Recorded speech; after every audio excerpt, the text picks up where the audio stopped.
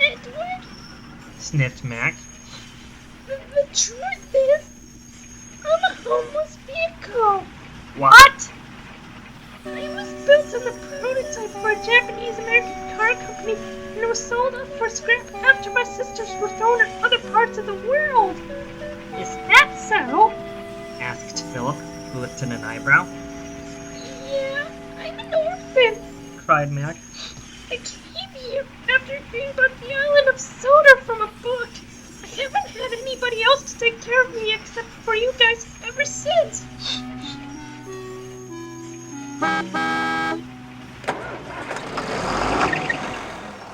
After sobbing on the siding for around 10 minutes, Mac had an idea. Maybe I can find a permanent home, she thought, and went to Tidmouth. Thomas, Henry, Gordon, Emily, and Percy were resting at Tidmouth Sheds, waiting to be told what to do for the day when Mac pulled up. Hey, Thomas? Yes, Mac? I don't have a real caretaker, but maybe you and your friends can do that to me. Can this be my home? Sorry, Mac, said Gordon. Tidmouth Sheds is no place for a little sports car like you. But I've slept here plenty of times. I'm sorry, Mac, sighed Thomas, but I am afraid that Gordon isn't teasing you. The berths can't even fit you inside. That's alright, Thomas. Try Knapford Station, suggested Percy. Scott needs to pee anyways. Mac asked Scott. Sorry, Mac, but I'm afraid there's no more room at Knapford Sheds, said Scott. Me, Harvey, Charlie, Salty, and Murdoch already take up the room there. Good luck in finding a new home for yourself anyways. She soon tried out the low west turn. Beg pardon, Mac, but this is a busy branch line, said Duck. And there's two ways of doing things. The Great Western Way and the wrong way, huffed Oliver furiously. We get it, Duck. Mac looked all over the place for a good home. She even tried the experimental engine's yard on the mainland, but Merlin, Lexi, and Theo didn't sleep there anymore. But no matter how hard she tried, she couldn't find the perfect home for her. Mac was about to go to the Harwick line when she noticed a big white camper van she hadn't met before. There were about 7 teenagers and 1 young adult. Excuse me, Call me Tomato, the van smiled. What can me and my friends help you with, Miguel?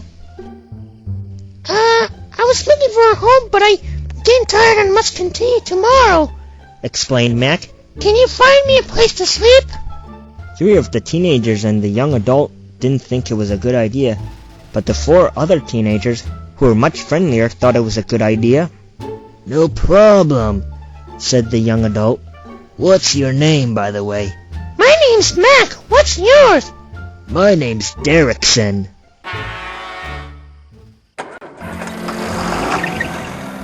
The 4 friendly teenagers in the meantime hopped into Mac. You're a nice little looking car. I really always wanted a car like you. Ah, thanks, said Mac happily. What's your name? My name's Kazumi. I just moved here from New Jersey and now I'm looking for a job. I graduated high school and me and my family just moved here 2 years ago, in December. Now I just need to find something to make a living of. Come on, Kazumi, demanded Derrickson impatiently. Let's go already. I haven't got all night.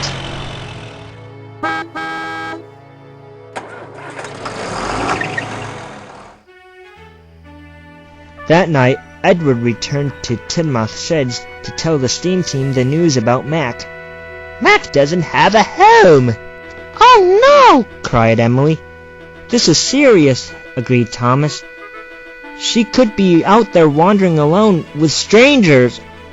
Even Gordon, who now had a change of heart for Mac, was concerned. Mac is our friend. More than that, a little sister. And maybe a member of the steam team, since she wishes that she had her own branch line, agreed Henry. Exactly, said Edward. Soon all the drivers and firemen asked Sir Topham Hatt if they could all go look for Mac, and he agreed. "Let's go!" shouted Edward.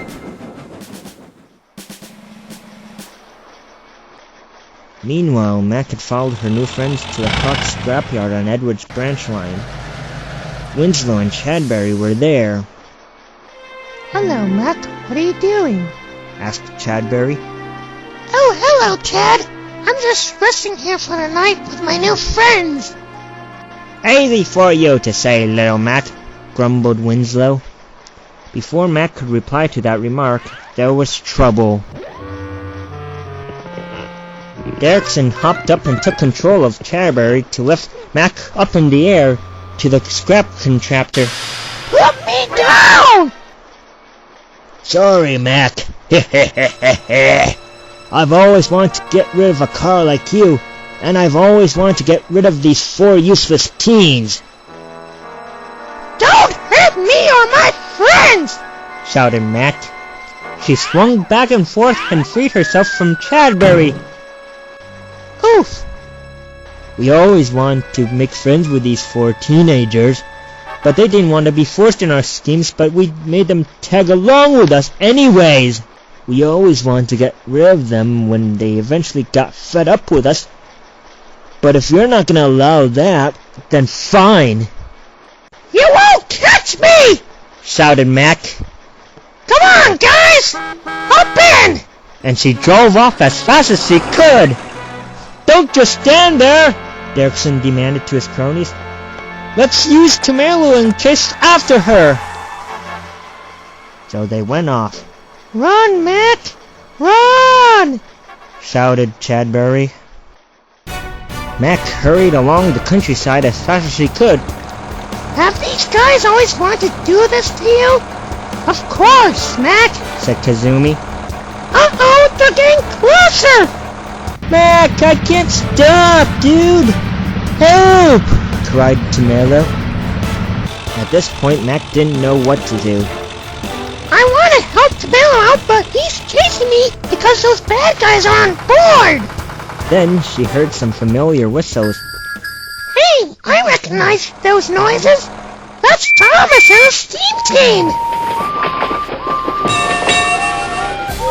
Hang on, Mac, called Thomas. We're coming to rescue you. We'll be sure to do that, said Mac. My new friend is gaining on me! Wait, what? Perhaps her friend is being forced to chase her. Let's go! So they did, but there was more trouble up ahead. Rosie was coming in with a goods train in the opposite direction and she could not stop in time. But Thomas and his friends changed tracks quickly. They avoided the disaster just in time, but poor Gordon didn't get so lucky. Oh! Oh no, Gordon! That's alright, Mac. Just go off and help your friends! The chase ended at Shen Valley, but then there was even more trouble once again. Derrickson hopped out of Tomelo. Mac hung off the side of the cliff's rock very dangerously. Help! She screamed. Thomas hooked a rope up to her. Phew, uh-oh! Derrickson hopped up on her deck and stomped fiercely. He stabbed Kazumi in the knee. Ow! Her friends hopped out of the little car and helped her to safety.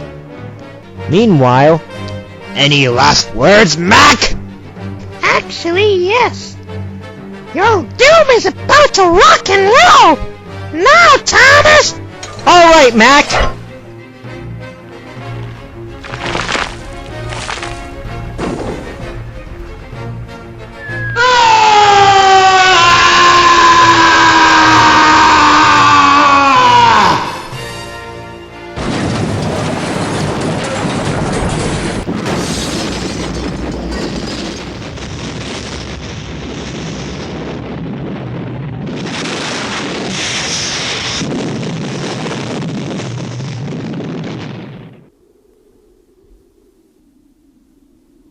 For a long moment, everyone felt silent as they saw the rock crush Derrickson. At dawn, everyone was found and rescued. Derrickson's cronies were arrested and put into jail, never to be seen again. Edward and the steam team members went back to their respective work. Mack was sent off to the steamworks to be mended, and Kazumi was sent to the hospital. A few weeks later, she returned home where she was happy to see her family again. She missed them a lot, but she missed someone else. Between the events of meeting Mack and the end of the chase, Kazumi had grown to like Mack very much. She and his parents spoke to Sir Topham Hatt about Mack, and he agreed. A few weeks later, when Mack was finally mended, she had a surprise. "Mack, I am proud of you. You have defeated that nasty young adult Derrickson. You are a really useful sports car." Thanks, sir. But what about Tomelo? What happened to him? Don't worry. He's in safe hands with Kazumi's boyfriend now. As for you... He paused impressively. You are now the property of both me and Kazumi. Oh my gosh, thanks, sir! She screamed happily. But what about the railway? Don't worry, you're still a member. But, continued Edward, you still have a lot to learn before you earn your own branch line. Everybody laughed. So did Mack.